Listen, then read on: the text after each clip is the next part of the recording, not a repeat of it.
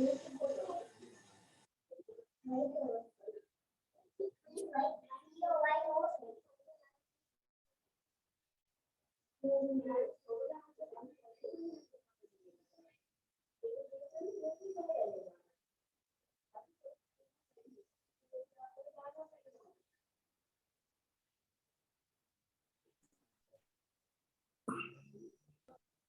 evening, everybody.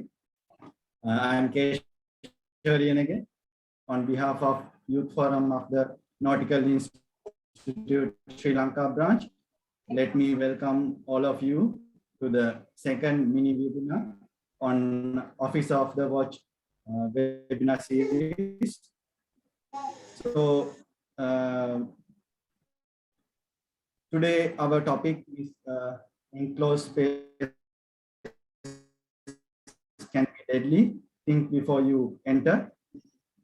Topic. We have our guest speaker, Captain Sisila Dharmawansa. He started his sea career as a deck cadet in 1996 in a Gibson Gas Tanker Company. And then again, he sailed on V Ships Company, and he became a master on 2015. Since then, he's sailing as a master on gas tankers. So currently, he's serving on Evergas Ship Management Company in Singapore. So apart from his professional qualifications, he's holding BSc in International Supply Chain Management. Also, in his vacation time, he's doing visiting lectures in CNEC Maritime Campus on gas tanker courses, survival courses, navigation, and various other company-specific trainings. So, Captain Sisila, floor is now yours. Thank you very much for participating. Thank you very much, Keshawa, and good evening, everybody. I would like to take, first of all, thanking to Nautical Institute Youth Forum for inviting me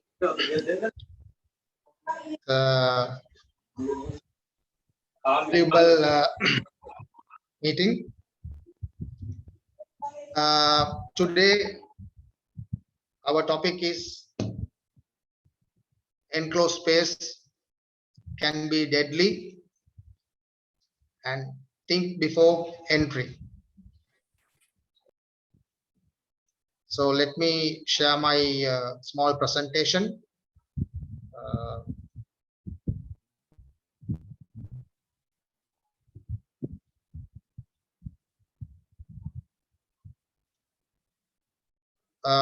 Keshawa, can you see the presentation? Yes, Captain, we can see very clearly.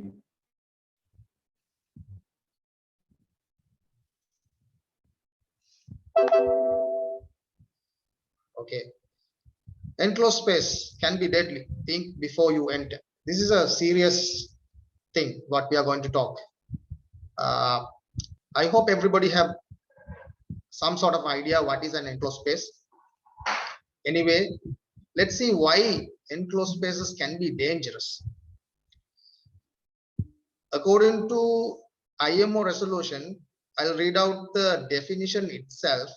The atmosphere in any enclosed spaces may be oxygen deficient or oxygen enriched and or contain flammable and or toxic gases or vapors. Such unsafe atmospheres could also subsequently occur in space previously found to be safe. Unsafe atmospheres may also be present in spaces adjacent to those spaces where hazard known to be present. What is this? This, in simple language, when we are talking about enclosed spaces, the main danger involved is lack of oxygen, or if some toxic gases collected in these spaces. This is what we are looking at mainly. Not only that, there are some other dangers also, like It can be slippery surfaces, inadequate lighting, falling from height, so many things.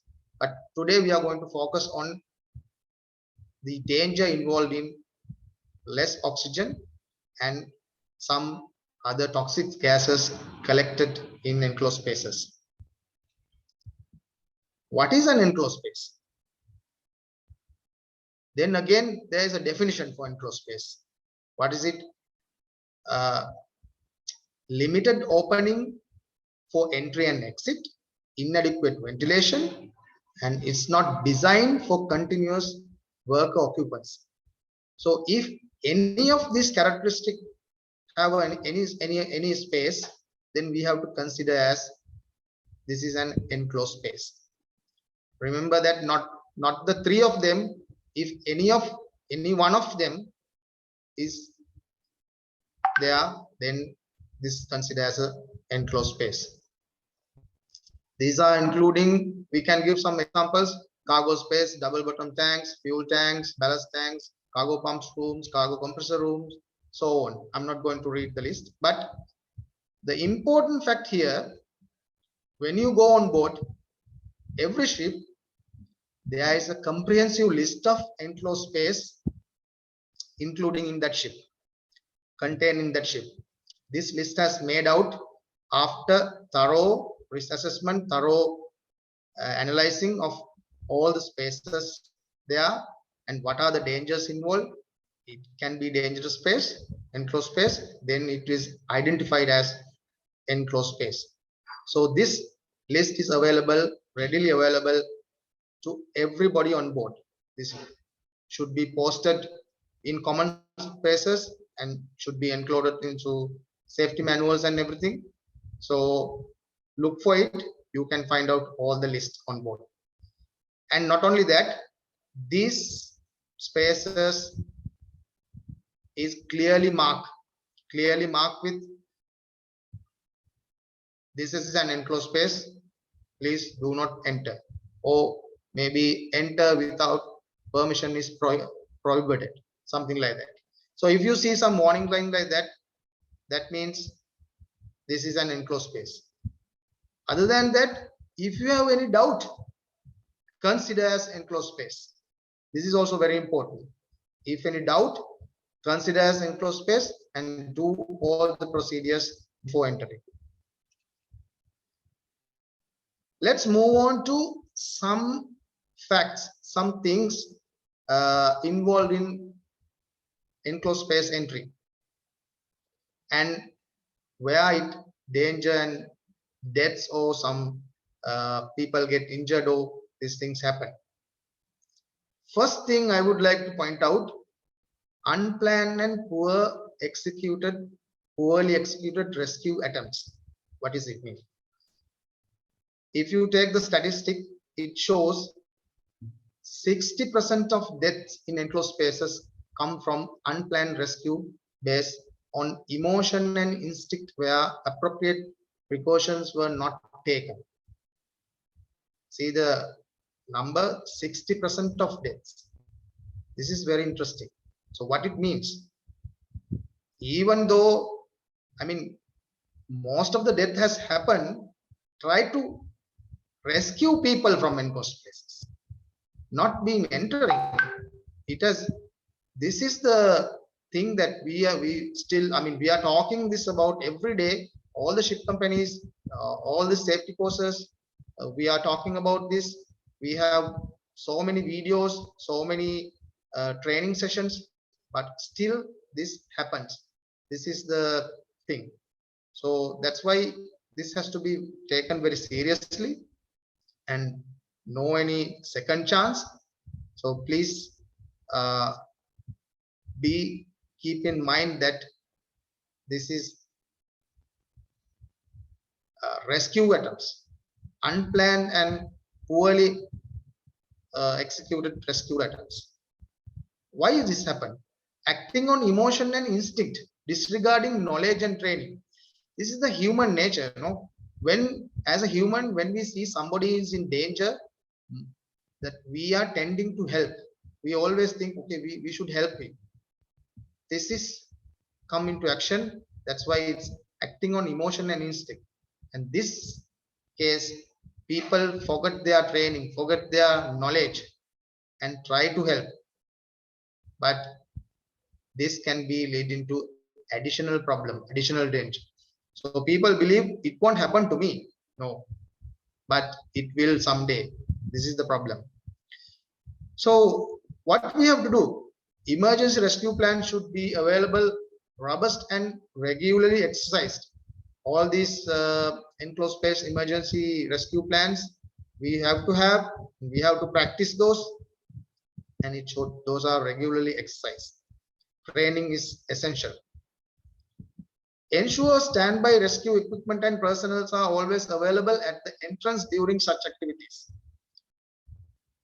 That's why this is a planned event. We cannot enter in enclosed space quickly as okay, somebody thought, okay, we should go and check something. No, you can't do that. You have to have a plan. You have to have so much procedure to follow, and all standby rescue equipment must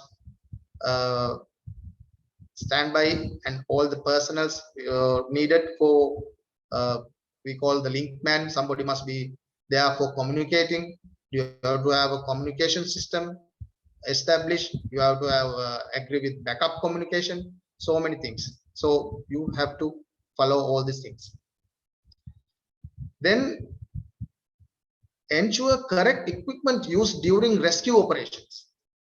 When it comes to rescue operation, you have to use correct rescue equipment. This includes that we have to have a tripod or some lifting devices standby, right? If you try to carry by hand from a enclosed space, mostly enclosed spaces are like you have to go down like maybe 10 meters down, something like that. So in this case, it's not easy to carry a person on the ladder. So you have to have some lifting devices ready. And this people who entering must wear rescue harnesses, because when you get unconscious, if somebody comes to help you and putting the rescue harness also is very difficult. So better you wear the rescue harness and go inside.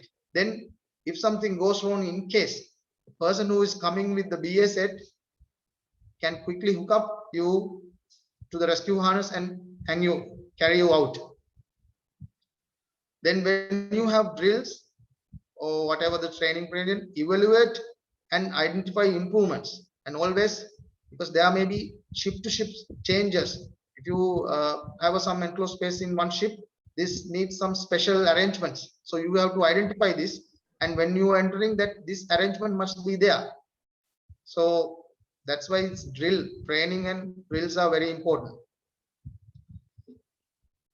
Then there's another thing, failure to recognize all the hazards associated with the enclosed space. So what are the hazards enclosed space involved in enclosed spaces? Understanding of dangerous gases. What are these? Normally we are encountering hydrogen sulfide, carbon monoxide, carbon dioxide, inert gas, nitrogen, benzene, mercaptan.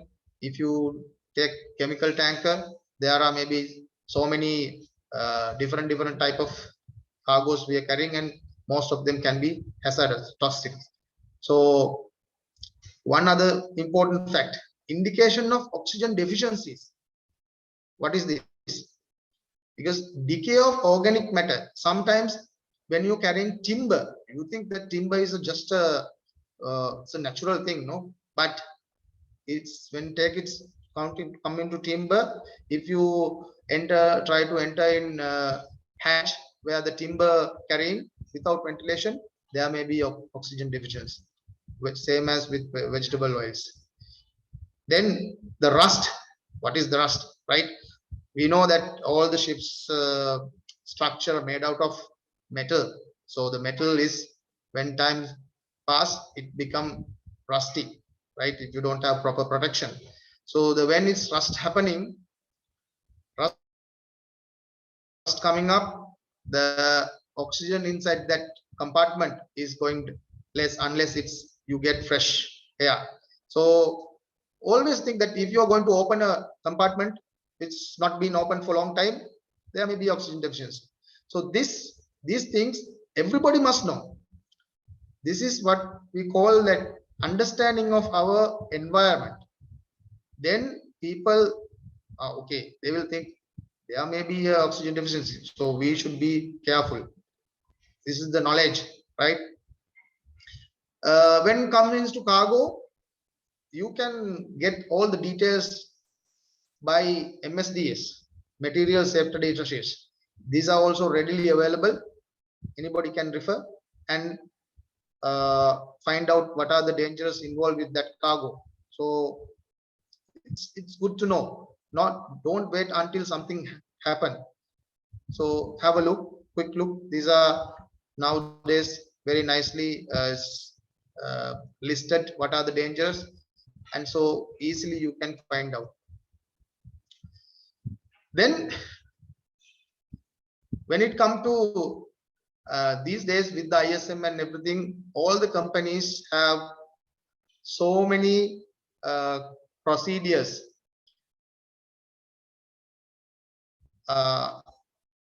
and practices, I mean rules and regulations regarding entering into enclosed spaces. So lack of understanding or non-compliance with company procedures and industry standards.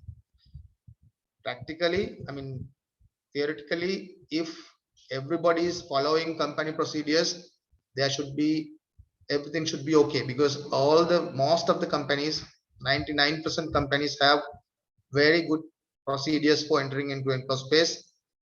I mean, then if people are the seafarers following this, then we have to follow all the rules. I mean, all the precautions has to be taken. But still, sometimes things happen. That means we have to take into account that sometimes people not following, or maybe they don't understand company procedures. In SMS, there are permit to work system, right? So one of the permit to work system is for enclosed space entry permit. This is, if you are following an enclosed space entry permit, you have to cover all the aspect. Then if something wrong, I mean something is not correct, then you are not allowed, the permit is not issued. So then the risk assessment is involved. So if you are having a risk assessment, you are already, before entering, you are analyze what are the risks. So these things there. So I would like to point out one thing when we are talking about this risk assessment. Company and the, okay, let's say chief officer is having his risk assessment, but whoever enter into enclosed space also have their own risk assessment. And everybody don't, this is no need to be in writing, right? This is you don't have a book, or you don't have a, you don't need a book, anything. This is not I mean official risk assessment, but you yourself assess risk. Maybe you miss some risk, but at least you will see what are the risks I have to face. If you are the person who when entering, think about that. Make your risk assessment yourself. This will help. So then only you will see what are the dangers involved. So if something not correct or not happy, you can always ask. We will come into that later on. And drills need to be conducted regularly and effectively, because all the company procedures saying that drills must be conducted regularly, effectively, and training must be done, because people tend to forget. That is human nature. That's why we have to have drills, regular drill. Then we refreshing our minds, refreshing our knowledge. This will help, because you never know when the situation come to you are in danger, or maybe you need to help somebody. Both same. So both will be, we have to tackle in very effective manner. Then when you are entering enclosed spaces, testing must be done. The testing procedure has to be followed and carry out all the testing, and continuous monitoring should be there. Then supervision. When it comes to supervision, somebody who is adequately have knowledge and responsible person must supervise the whole the procedure until complete the job. Because if it is a 15 minutes job, this danger can happen in last minute. You never know. So you have to supervise, you have to finish the job, and when everybody come out from the enclosed space, then only you can close down and seal that space, putting the notice and cancel the permit. So lack of intervention. This is a very interesting point. This is, I want to talk a little bit more on this topic. Lack of intervention. What is this? Lack of intervention.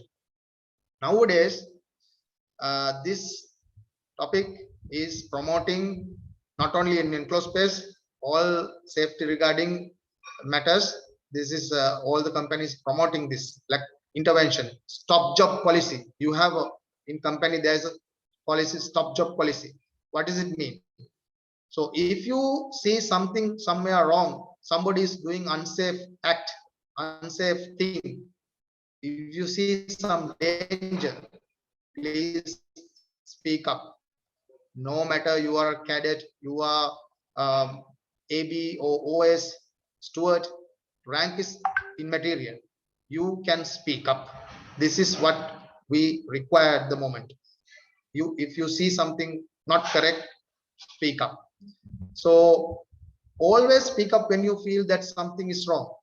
Failure to establish one team mentality on board, because ship work is actually a big teamwork. We cannot run a ship alone. Captain to cook, steward, all the ranks we need. We are in one team, and running ship from A to B safely, we need this teamwork. Otherwise, sometimes it can be dangerous. So when it comes to enclosed space entry, same. Everybody in the team has to be understand this team members' duties. What are my responsibility? What is my duty? Moreover, if one member is doing something wrong, point it out. Tell this is not correct. So stop it. Pointing. So I would like to point out that human nature, people failure to, emotionally try to help people, right? But don't help people when it is in danger. Don't wait until they went to a danger. So you can help them pointing out before go to danger, right? This is very important. So if you see something wrong, don't wait until he get in trouble. Show him what is the danger, stop the job, and you can help him in that way. It is much better. Hierarchy. This is also a problem. Sometimes, especially, okay, let's say cadets, they may be think, okay, chief officer is doing something wrong and he sees very clearly, but he is afraid to talk. Due to hierarchy, he is reluctant to talk. Please, don't worry. You can point it out. But of course, you have to have good relationship. You should understand how to point it out. Don't go and like shout him. Okay, we have to have the cooperation and the respect for hierarchy, right? We should on board people, hierarchy depend on the rank, the respect must be there, but showing out a thing is not a problem. Everybody on board is a leader and should lead by example, no matter what's the rank. This is what the nowadays motto. So there may be problem with different nationalities, cultural background, communication, the language barriers, so many things. But end of the day, we are in one team and we have to communicate with everybody. We have to do our job safely. So there is no problem if you show somebody is doing something wrong. And finally, if you don't understand, don't be afraid to seek clarification. This is very important. If you're not sure something, don't wait. You ask, what is it? Please explain me. This is no problem. Key message I want to tell, safety has no hierarchy or nationality. Remember that safety is, there is no hierarchy or nationality. Incorrect use of safety equipment. This is, I want to point out here only about this atmospheric testing equipment and personal monitors should be service and calibration in line with manufacturer's guideline. This is very important. When it is come to calibrations, you have to do in time and proper procedures to be followed, because this equipment readout, we are rely on this. So maintain those equipment very carefully and do the operations according to the manuals, and you before testing or whatever, do the whatever the testing required and make sure these are working properly. Finally, we will move on to a case study where there are, I mean, this is a bit old incident, but this incident I selected because there are a lot of errors. I mean, the error chain is, you will see one by one, they have done a lot of mistake. So just have a rough idea what was happened.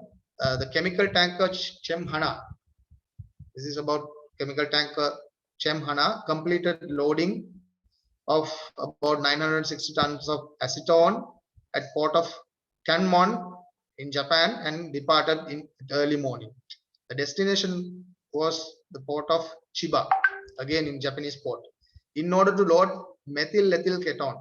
Subsequently, the captain was instructed by ship operator to instead head for the port Matsuyama, another Japanese port. So they changed the voyage, port and cargo both to load 1,000 tons of paraxylene due to a problem with cargo loading operation at Chiba. Captain notified the chief officer of the change of the ship's destination and cargo, as there would be insufficient time to clean the tank. If the ship went directly to Matsuyama, the captain decided to go to south of the Bungo Channel for tank cleaning and then continue to Matsuyama.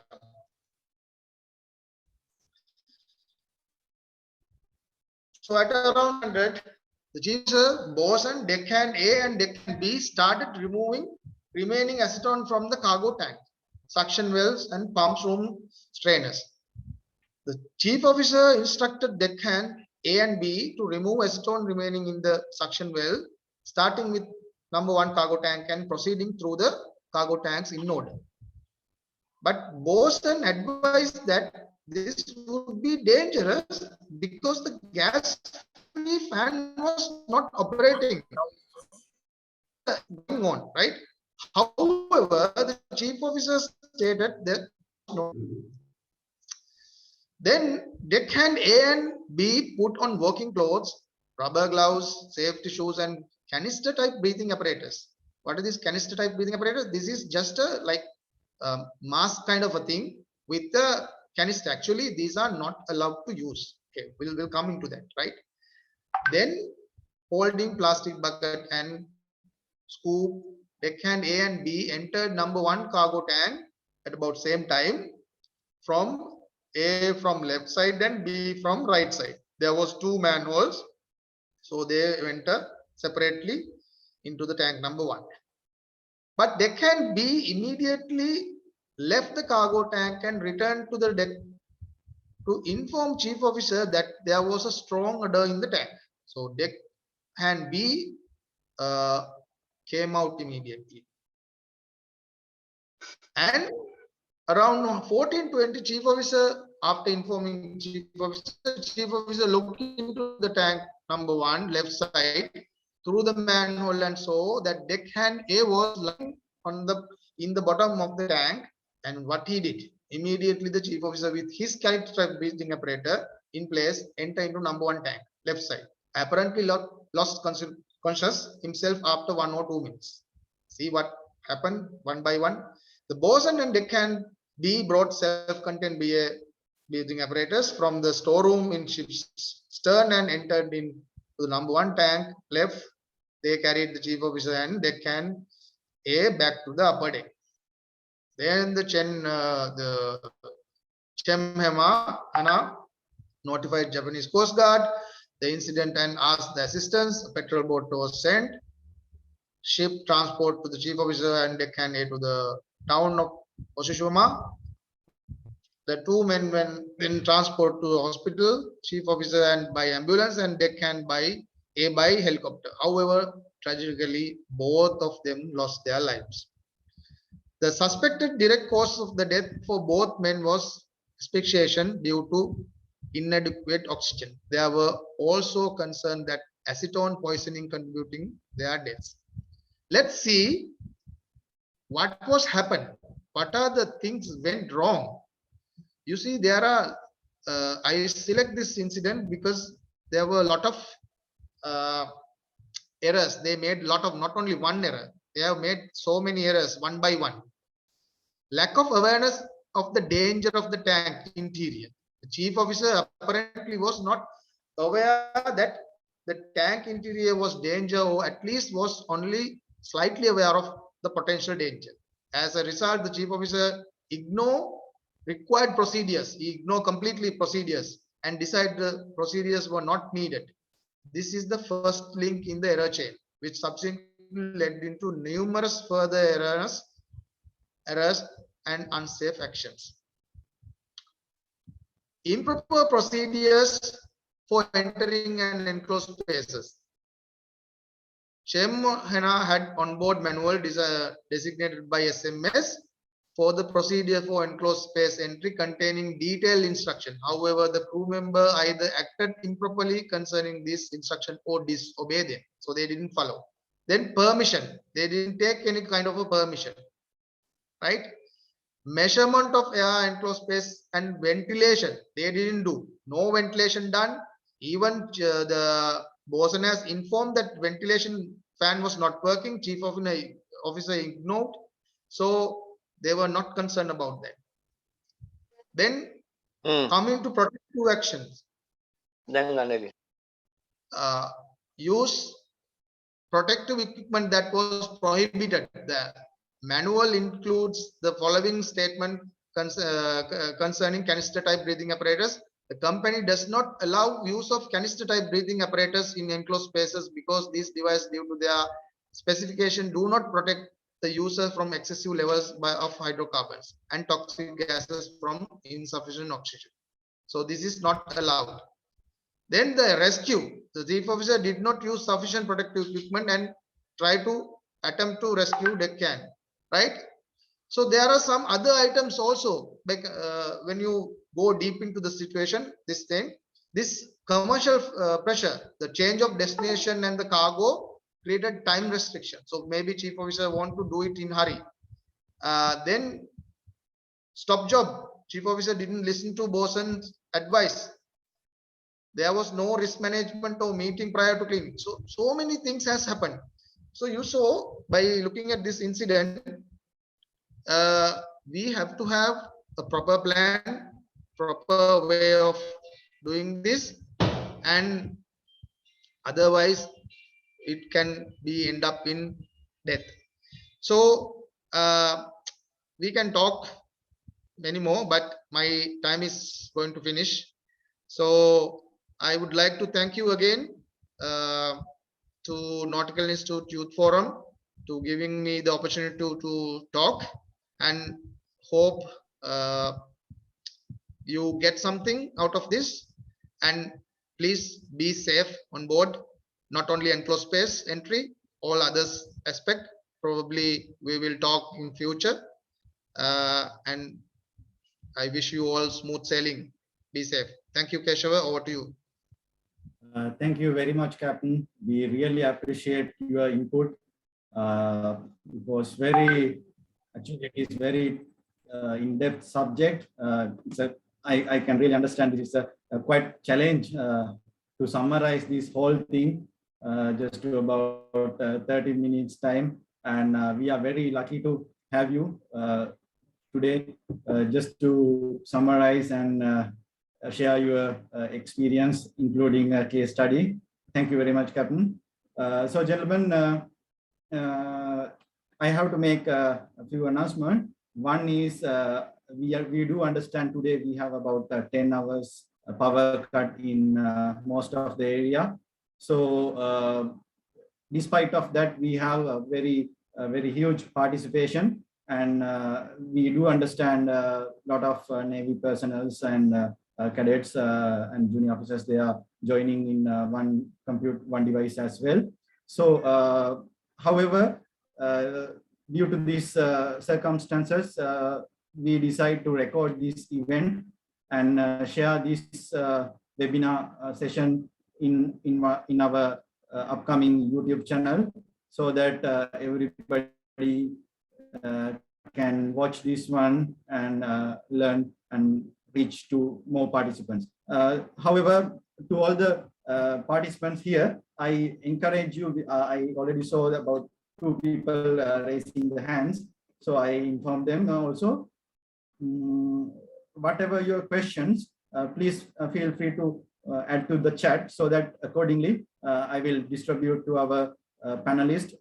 We have very experienced and very knowledgeable 2 panelists, so I will raise the questions to them. So one of the panelists is Dr. Nipun Silva. So previously to our youth forum, we received some more questions. So I will raise to the Dr. Nipun Silva. So regarding the Dr. Nipun, he's a medical officer in anesthesiology in intensive care unit in District General Hospital, Negombo. He has work experience in emergency treatment units and intensive care units in private sector as well, such as Navaloka, Hemas, Durdens, and a few other private sector hospitals. So I think with his immense knowledge about emergency treatment and intensive care, so one of the question raised was like, we have gas detectors on board. So we detect oxygen and hydrogen sulfide, carbon monoxide, and LEL level, so that hydrocarbons. So doctor, can you please briefly explain to us with your medical knowledge how these gases is going to affect our body? Doctor, over to you. Can you hear me? So I think everybody can hear me. Yes, doctor, we can hear you very clearly. So, these gases, actually our system is, our human body is designed to utilize oxygen and expire carbon dioxide. Whatever the other gases come into our body, they depending on their chemical composition and the reactivity, they have the tendency to remain inert in our body, or else they will exert their action. So the major gases which we are concerned in this context are the carbon monoxide, hydrogen sulfide, and the hydrocarbons. If we talk about those gases, carbon monoxide, it has a higher affinity. I mean, it binds to the oxygen carrying molecules. We have the oxygen carrying molecules in our body. So oxygen binds to them. For an example, if we take oxygen binds to them with the likelihood of 10 times, right? These carbon monoxides bind to these oxygen carrying molecules with a affinity for likability of about 100 times more than the oxygen. So, and it's an irreversible bond. So it makes, even if we have oxygen, when there's a presence of carbon monoxide, they get into our system and binds tightly to the oxygen carrying molecules, which are hemoglobin. So it's irreversible, you can't take it out. You have to metabolize the hemoglobin and take the necessary out, and you have to newly build the hemoglobin molecules to have the oxygen carrying capacity. So in that way, if carbon monoxide gets bound to our hemoglobin in excessive level, even though we have oxygen, we don't have the way of supplying them to the tissues. So that's how ultimately you are having a lack of oxygen situation, and that's how your tissues die without oxygen.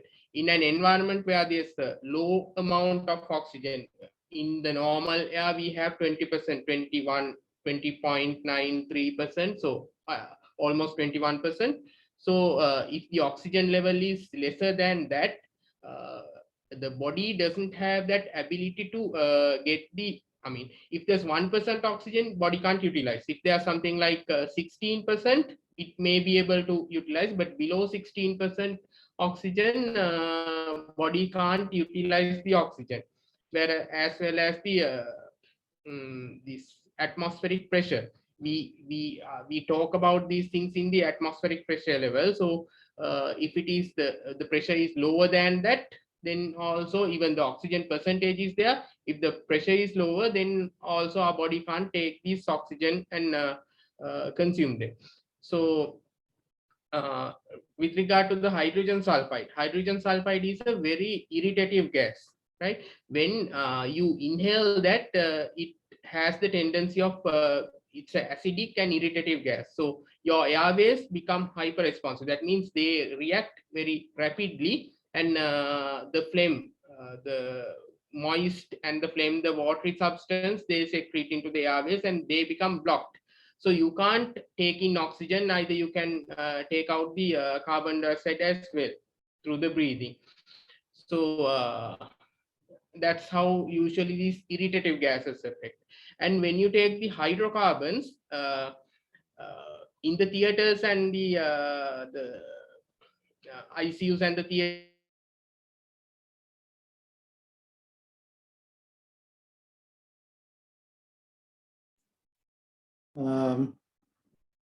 Doctor, can you hear me? I think we got some technical issue. Can you hear me, Doctor?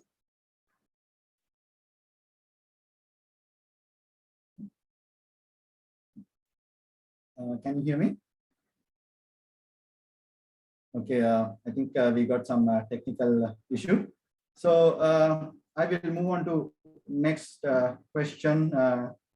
So for this, we have another very expert in the subject. So by name, he's Chief Engineer Ramesh Jayakody.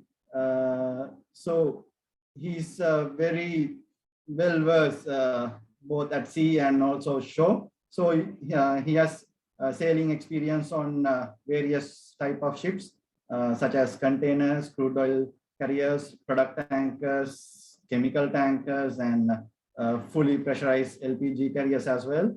So apart from his excellent sea career, he's working on shore as a technical superintendent, a DPA, CSO, and a crew manager as well. So, and he's holding Master of Business Administration and currently sailing as a chief engineer on LPG vessels. We are very lucky to have you, Chief Engineer Ramesh. Sir, can you please, we got some question like Solas requirement. I think this is about the gas detection equipment. Could you please briefly explain about the requirement on this detection equipment? Yeah, right. Can you hear me? Yes, Chief, we hear you loud and clear. Okay, that's good. That's good. First of all, please accept my apology because I had something unforeseen came up at the beginning, so I got a little bit delayed to join the meeting. I apologize on behalf of everybody, the organizing committee and everything. Okay, the entering into enclosed space, Solas requirement is to protect every seafarer, because we are talking about the marine community right now. Solas have given the requirements for the gas detection equipment in Solas chapter 11.1, specially measure to enhance maritime safety in regulation 7. These regulation numbers are a little bit difficult to remember by the seafarers who are working on board in day-to-day. We all know that this is a very important subject when you're talking sorry to about. disturb you. Yes. If I think we have some issue with your video input, can you please check? Okay, let me check. Okay, yeah, we can see you very clearly. Thank you. Yes. All right. Okay. Yeah. This is Solas chapter 11, regulation 7. It's coming under the Solas. I think that is. Can you hear me now? Yes, Chief, we can hear you very clearly. Okay. All right. So as I said, Solas chapter 11.1, regulation 7 is the governing sentences about the gas detection equipment with regard to entering into enclosed spaces is there. But if you look at the seafarers who are working on board, and with particularly to the subject of entering into enclosed space, the remembering of Solas regulation is a little bit difficult. But the thing is, they should know that there is a regulation in Solas, and they should be able to follow that regulation by the guidance of their superiors. That is the most important part. But if you're trying to find the regulation on the book and trying to remember it, it will be difficult. But the important part is, it is mentioned in Solas, and it is written very clearly in black and white. And if there's any doubt, they should always can refer to the Solas book, which is available on board. This the seafarer should know. I think this is your query.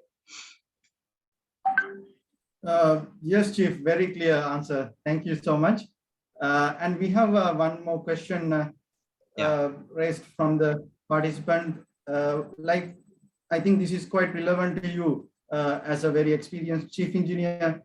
So what are the common enclosed entry situation in engine room, especially with reference to routine maintenance of the equipment? Can you please briefly explain? Okay, yeah, this is very important actually, and I will talk about about the engine room. Mostly, it comes to the tank cleaning process.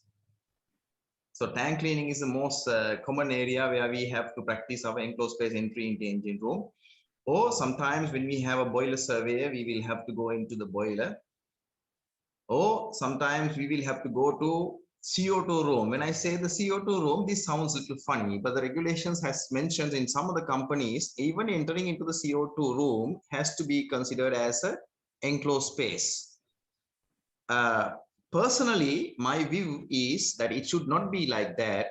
But unfortunately, it is mentioned there because in case of an emergency, you have to go to the CO2 room to release the CO2 to protect the ship. But just to answer the questions, the most common areas that falling in the engine room is the tank cleaning, where you have to enter a tank. When you have a boiler survey or getting internal spaces of the boiler, or going to the CO2 room, or sometimes you have to go to the pump room when you consider the tankers. The pump room is considered as an enclosed space because the special safety measures are provided on the tankers.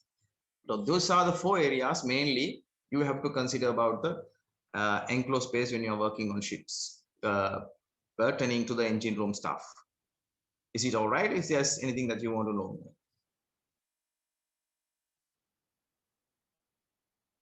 Just to add one more thing, like so now we discuss about the normal enclosed space entry precautions. So anything apart from the normal requirements and the normal dangers, anything special that would you like to mention with reference to especially like engine room enclosed space entries? any other sort of thing? Nothing special, but I have been listening to the lecture at the beginning. I want to emphasize here, all seafarers should know when to say stop when they feel a danger. And the doctor explained about the dangers in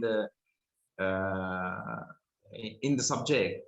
So if there is any doubt, irrespective of any other concerns, the seafarer should be able to say no, and to say put the foot down, saying no, this is not the way to enter the enclosed space, or I feel a danger, I want to clear this one. This I want to add this to the forum, because most of the seafarers, they will be considering about they will feel insecure about the job if they say no, if there's a danger.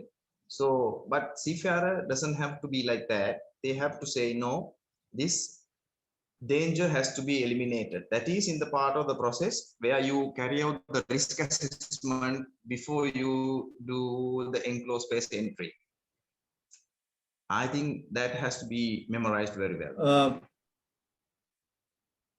Thank you very much, Chief. This is a very good point. So for our young seafarers and young Sri Lanka Navy officers, so what you emphasize, especially you as a chief engineer and master mariner, Captain Sisila also.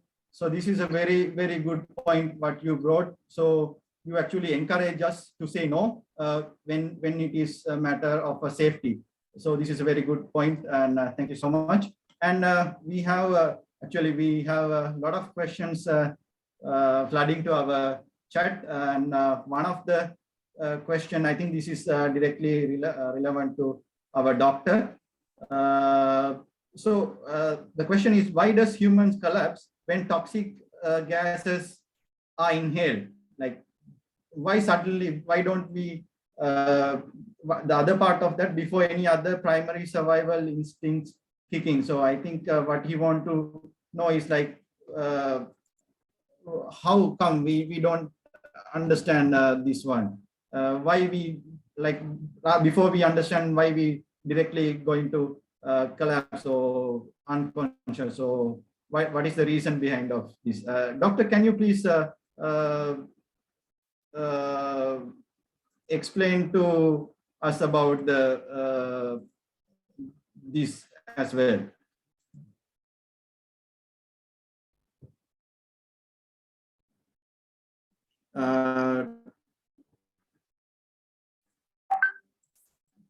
Dr. Nipun, can you hear me? Okay, I think we have some issue with that one. Let me, Chief, can you briefly explain this thing about the why people are collapsing? I think. Can you please fire the question once again in brief, in a summary? I didn't catch the whole question. Okay. Please. Chief, I will give you another questions. Hold on. Yes. So we have one question. Who has the final responsibility in charge of enclosed space operation on board? Who decide the job and approve the job? So this is from Police. He have raised this question. Did you got the question? Yes, I got the question. Yes, I got the question. Yes.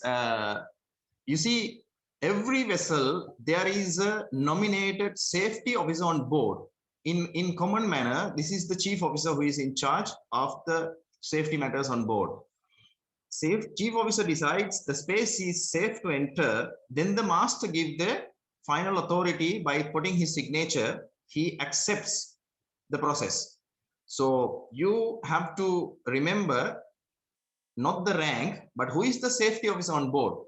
He is the one who signs it, and then ultimately, master being the overall responsibility, he will put his signature. So safety officer is the one who authorized the entry by making sure all the safety precautions are in place and all the safety measures have been taken before the entry.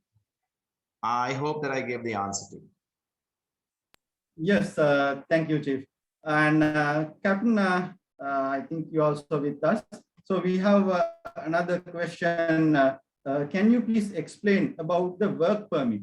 So can you just briefly explain this on Capt? Okay, Keshawa. Work permit. When it's come to work permit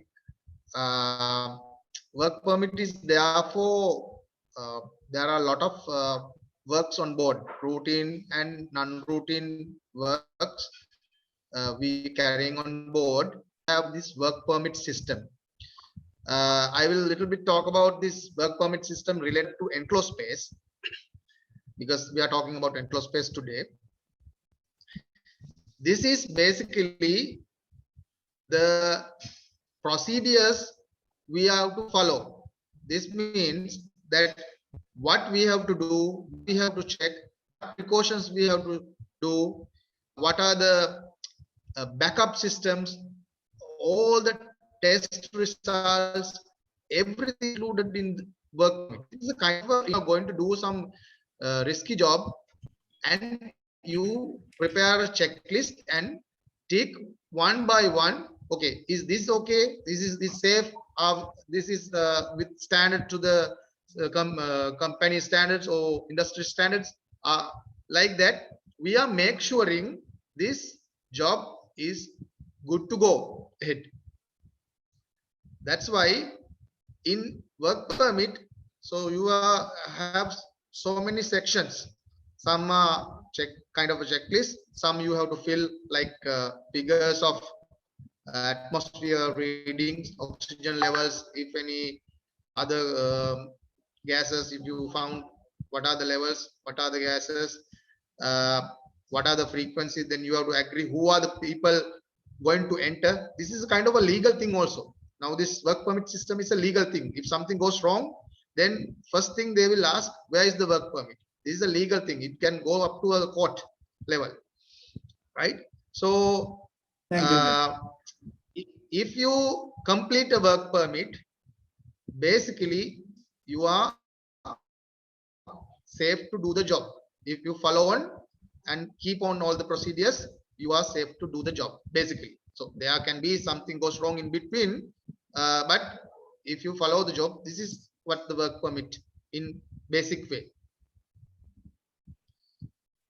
Thank you very much, Captain, to your brief explanation about the question. So I think we have the doctor again with us. Doctor, this question is over to you. What are the first aid we should be provide in this kind of situation, in enclosed space entry situation? Can you briefly explain about the first aid and the casualty handling? Over to you, doctor. With regard to the first aid, actually, what happens to us is, I mean, if you have inhaled carbon monoxide, there's no first aid to be given. Just you have to supply him with the oxygen, artificial oxygen, and no matter how much you supply, I mean, you have these sophisticated things, the ventilators, there are ECMO machines, different levels you can supply oxygen into our body. But if the body doesn't have the capacity to carry the oxygen, that is what is happening. What is affecting with the carbon monoxide is they are killing the hemoglobin molecules in our body. So there's no way of doing anything rather than you wait your body to build up the substantial amount of hemoglobin and come back to the normal situation. But if you inhale a substantial amount of carbon monoxide, there's no way of reviving you again. So that's with the carbon monoxide. Inhalation and other agents which knocks down you fully, I mean, then what happens is you stop breathing. So we can artificially provide oxygen, but depending on how much time is taken to rescue you, it's like if you are deprived of oxygen, if you run out of oxygen for 6 minutes, that's enough for your brain cells to be dead permanently, fully. So even if you revive again, even if the people are able to revive you again, your brain will be dead. So your heart will be functioning, your lung will be functioning, but you can sense nothing, you can't respond to anything. So it's like a vegetative state, which we call. So those sort of people we find them from these brain injuries such as road traffic accidents, or else these people who are unconscious and whose heart or lungs has been stopped for a while, we resuscitate and take out. So those people actually what we usually do with those kind of people, if the relatives are willing, we can get the organs from them. Other than that, you can't have any hope on them. And these irritative gases, if you are lucky enough to come out of that danger, and if we can give the oxygen to you artificially, then you might be able to survive. But apart from these gases which you talk about, carbon monoxide, the hydrocarbons, and the hydrogen sulfide, there might be so many other inhalational agents which can give the effect of knocking down you fully, or else irritative to the gasways and just impair the functions of these lungs, and or else something like the carbon monoxide is the main killer in those instances where you can't do anything if you inhale substantial amount. So my get home message for you is do not attempt to do any risk, any brave things. You have to stick to your basics. You have to know your basics. There are standard protocols, steps to follow in a situation, so you have to follow that. And main aim of those things is to protect yourself from dangers. So even if for the rescuers, you have to protect yourself, because you know that there's some person unconscious, so he needs help in a situation. So if you go into that situation without any protective equipments, so you will also be a victim of that thing. So you have to understand that first of all. As our speaker said at the beginning, so the emotions take over the knowledge and the experience we have. But with the experience, people tend to do lesser mistakes. So best way is to learn from the others' experience as well. So my message is not to do any heroic things. Just follow your protocols, and if you are not sure to do what to do in a situation, just don't do it. Right? First of all, you have to have your basics. So the protocols, the guideline steps will teach you what to do. And if you're not sure about a situation in any way, just don't do it. Thank you very much, Doctor. Actually, a lot of medical questions are